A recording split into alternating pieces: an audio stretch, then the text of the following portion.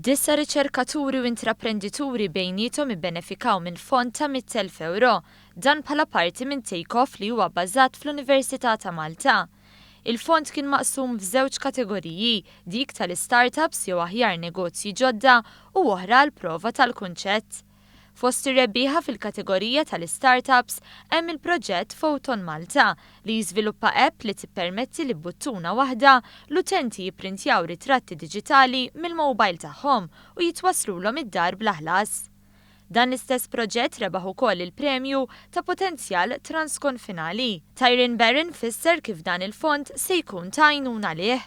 Il-fondi huma jagħmlu differenza kollha aħna scalable company ġifieri nistgħu nimirħu f'markets differenti, imma ovvjament tibda fil-bidu fuq xejn hija diffiċli ħafna, so il-fondi jagħmlu differenza kollha li ħalluna nibnu il-prodott tagħna u mbagħad we can find outside investment biex nikbru organically.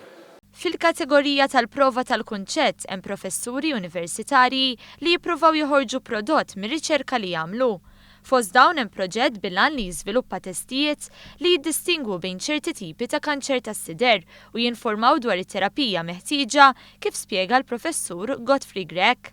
Identifikajna markers biex nagħmlu grupp speċifiku ta' pazjenti li jistgħu jkollhom kura iktar targeted millum il-ġurnata, ġifieri aħna nagħmlu konna intellectual property fuqha bħalissa u dan huwa seed fund biex itina l-possibilità li nimxu l-qudiem u anke nittranslate jew dak li nagħmlu aħna fil-kura.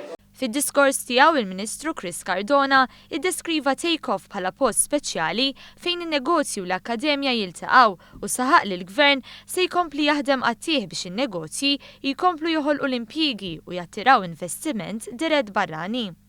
Min-naħa tiegħu ir-rettur tal-Università qal li l-Università hija trasformazzjoni minn student għal innovatur u saħaq li jittama li aktar investituri jieħdu inizjattivi bħal dawn li qed jieħu dan il-Gvern għal ġid tan-negozji Maltin u Għawċin.